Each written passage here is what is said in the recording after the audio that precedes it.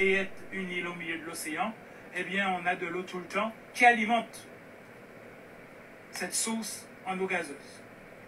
Donc, ça, c'est la première chose, vous avez compris, cette histoire du milliard qu'il faudrait investir. Et comme au début, même si on vendrait à la Martinique, etc., ils ne sont pas cons. Eh bien, eux-mêmes voudraient leur usine.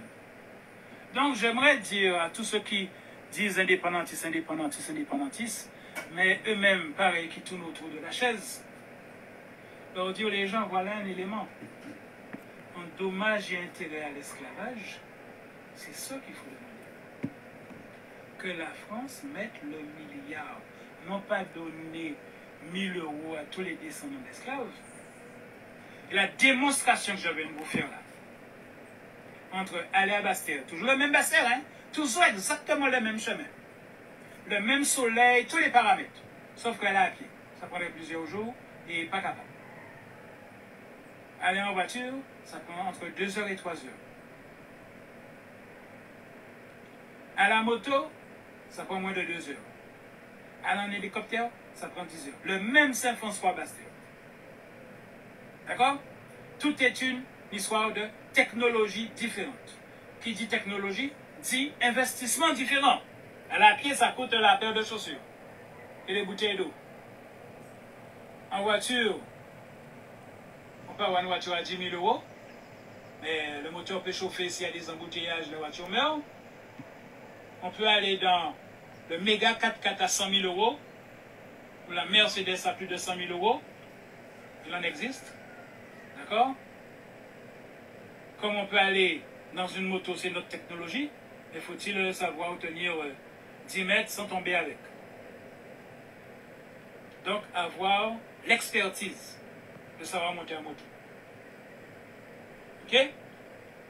Mais tout ça, c'est des paraboles exactement qui s'appliquent. Eh bien, vous verrez que Bouillante 1,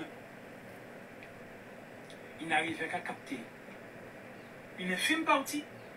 Vous avez les chiffres sur Internet. Je n'ai pas besoin de vous les donner. Qu'on aurait pu vous laisser croire qu'il était impossible de prendre plus. Et comme je vous ai fait la démonstration de à pied, Bouillante 1, c'était comme à la Bastère à pied. Saint-François Bastère à pied. C'est ça, Bouillante 1, la première usine. Bouillante 2 vous montre qu'elle arrive à capter quasiment le double. Vous avez les chiffres sur Internet. Donc, on vous a fait croire pendant Bouillante 1 que ce n'était pas possible de prendre plus et le 100% n'existait pas. Par rapport à la technologie de l'époque et par rapport à la politique de l'époque. On revient à l'intérieur de la politique, je voulais vous le dire, mais ils sont arrivés sur ça. Technologie. Donc, il y a la technologie, il y a l'histoire de l'offre et de la demande par rapport au coût et la rentabilité, et il y a la politique. Bouillante 2, donc une autre usine, a montré que finalement, ils étaient capables, en termes de technologie, de puiser beaucoup plus que Bouillante 1. Donc ce n'est pas la source qui ne peut pas donner plus, c'était la technologie et donc l'investissement qu'on y mettait, on veut bien y mettre ou pas, les gens.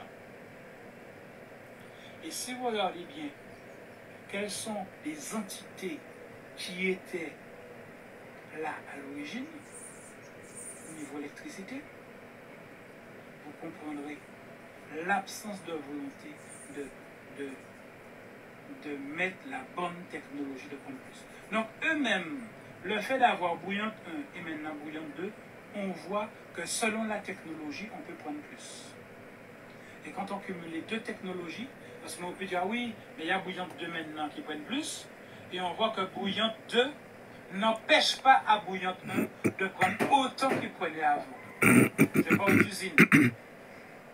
Donc, ils rajoutent des usines, on peut croire que ça aurait divisé, parce que la source ne peut pas donner plus, et en réalité, les gens, mes sources, je répète, mes sources intellectuelles,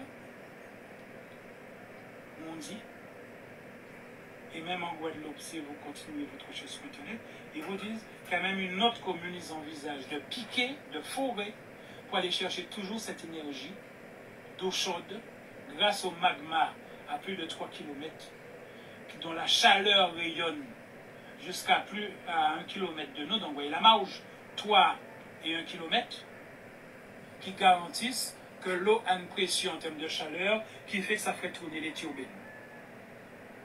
Et que si vous allez sur Internet, vous verrez qu'ils envisagent de mettre d'autres usines ailleurs en Guadeloupe. Et qu'actuellement, par rapport aux besoins de la Guadeloupe et la technologie qu'ils ont accepté de mettre, ils ne puisent que pour 6% des besoins de la Guadeloupe. Maintenant, on va conclure sur la technologie. Aujourd'hui, la technologie peut. La technologie est associée au prix.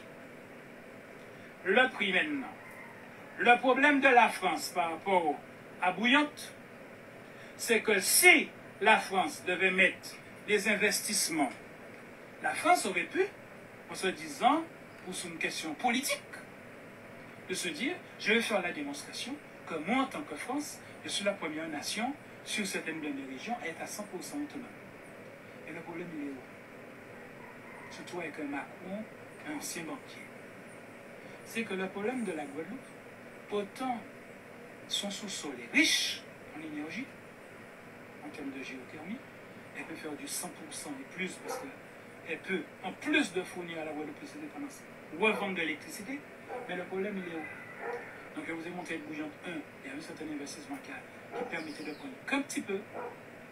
Bouillante 2, en cumulant Bouillante 2 et Bouillante 1, il ne puise que pour fournir 6% du besoin de la population. Et le problème, c'est que l'investissement en termes de technologie qu'il faudrait mettre pour aller chercher à plus d'un kilomètre de profondeur, je rappelle que le magma est très loin, hein? Donc allez bien chercher sur Internet, d'accord? On a entre les 3 km de profondeur et 1 km de marge pour aller chercher l'eau bien chaude et qui fait tourner les turbines. Eh bien, qu'est-ce qui se passe? Avoir le maximum. Et c'est toujours pas le cas. Donc, on n'est toujours pas dans la recherche, même en termes de profondeur, d'aller chercher le maximum. En termes de pression, je parle. Pas pression, pas maximum en termes de quantité. Parce qu'en permanence, ça se fabrique. C'est comme si vous faites une photo du soleil et vous dites si vous faites 1000 photos du soleil, il n'y aura plus de soleil. Ça n'a rien à voir. D'accord? Ça fabrique en permanence, ça a toujours fabriqué pendant des siècles. Eh bien, voilà-t-il que le problème, c'est que la Guadeloupe, même sans exagérer le chiffre de 400 000 habitants, quand on calcule, donc quand la France calcule, combien il lui faudrait pour investir, pour capter et faire le 100% d'électricité de la Guadeloupe avec la géothermie, ça lui obligerait, d'une, à investir, allez, on sort un chiffre, du milliard, que ce soit au niveau des matériaux, que ce soit pour aller chercher dans la profondeur, que ce soit gérer toute cette puissance qui arrive, cette pression, que ce soit plusieurs puits qu'il faut mettre un peu à des endroits différents de la Guadeloupe. Donc le chiffre du milliard. Après, la France se dit, maintenant comment rentabiliser ce milliard? Et c'est là le problème des gens. D'un point de vue économique, puisqu'on arrive après au niveau politique. Donc c'est où pour la France? Pour elle, de son point de vue, il n'y a que des inconvénients.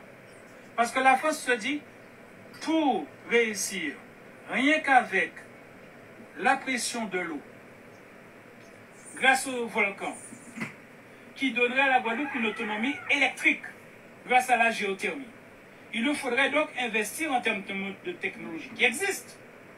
Mais 1 milliard pour être capable d'aller chercher, mettre suffisamment de puits pour aller chercher tout ce qu'il faut en sachant que c'est inépuisable.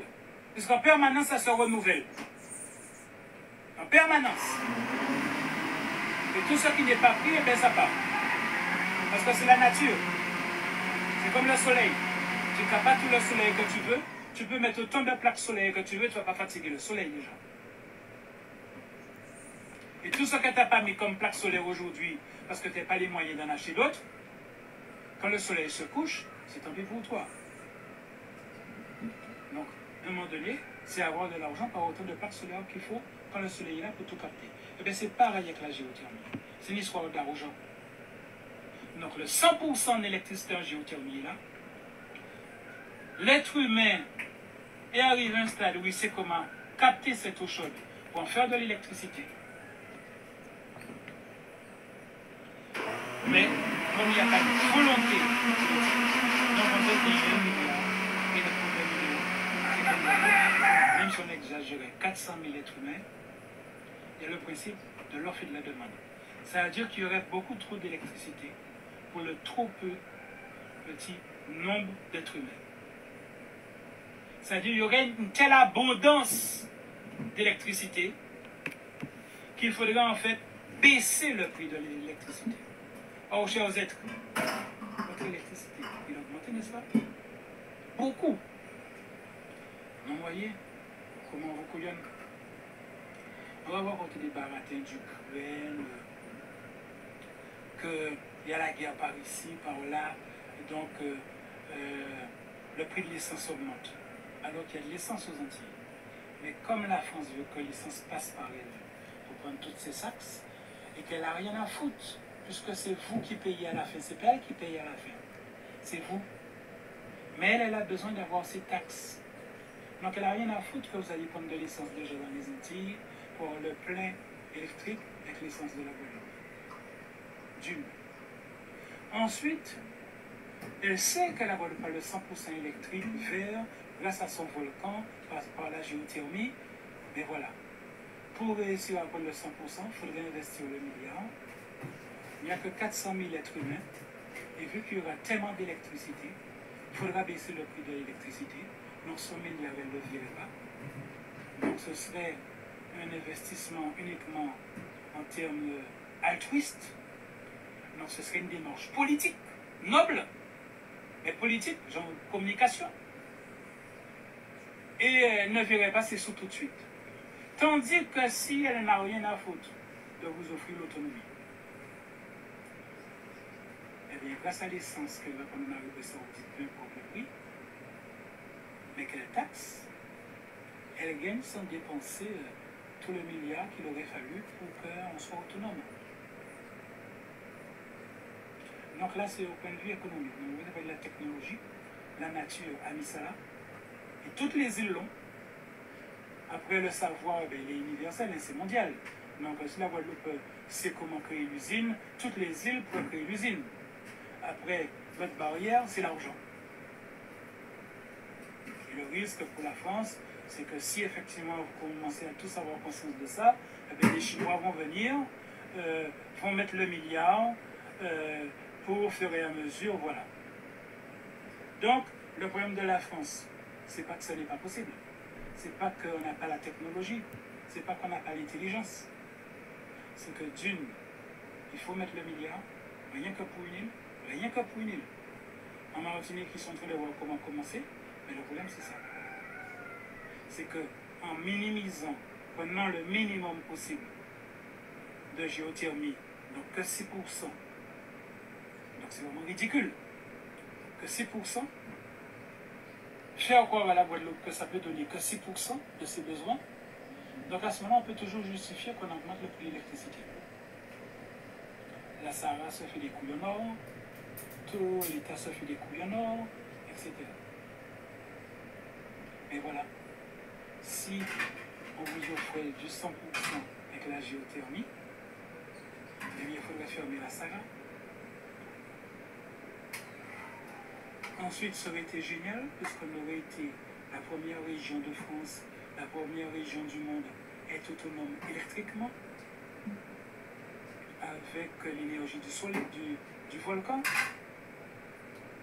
la chaleur du sol, à plus d'1 kilomètre de profondeur. Ensuite, on aurait été la première région du monde à faire du 100% voiture électrique. Mais ça, c'est pas bon pour l'automobile actuelle. Que les gens n'aient plus besoin de mettre 150, 200, voire pour d'autres des milliers d'euros par mois en essence. Parce que le plein ne ferait pas 1 euro. Le plein qui dure une semaine. Je parle en électricité. Et surtout comme nous sommes une île. Parce qu'aujourd'hui, les batteries des voitures chez la chaîne nationale font déjà 400 km d'autonomie. Excusez-moi les gens. Ceux qui utilisent leur voiture pour aller au travail. Vous savez, vous ne faites pas du 100 km par semaine, la plupart des êtres humains. Donc, vous faites 200 km, ou même pas par semaine. l'autonomie des voitures, c'est aujourd'hui à l'échelle nationale, c'est 400 km.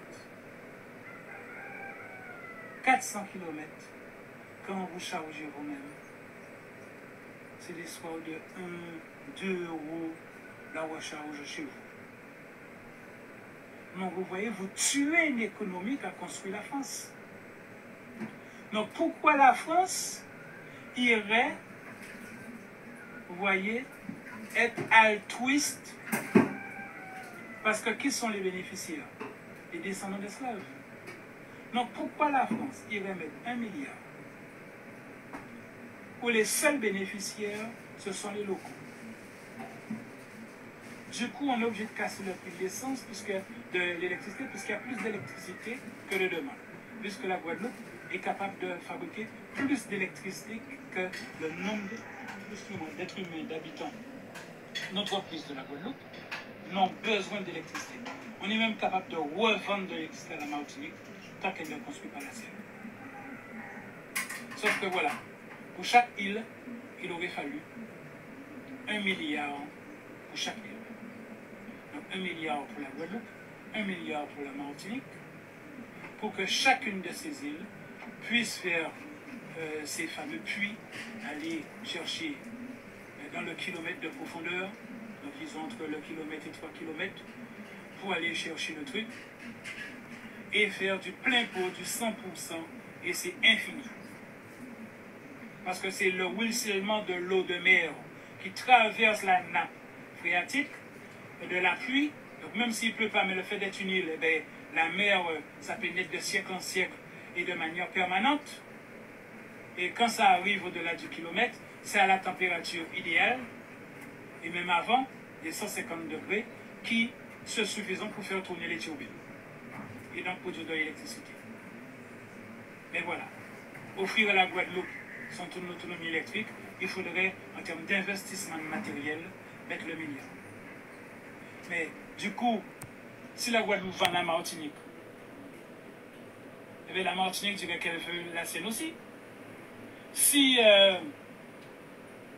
la Guadeloupe et la Martinique font la démonstration, eh bien, toutes les îles auraient le leur. Donc l'excédent d'électricité, puisque c'est capable de nous fournir plus d'électricité qu'on en a besoin. Donc, à qui d'autre on pourrait vendre l'électricité que à nous-mêmes, finalement? Puisque au bout de 100 ans, 200 ans, eh bien, toutes les îles se mettraient à construire leur propre usine, au pluriel.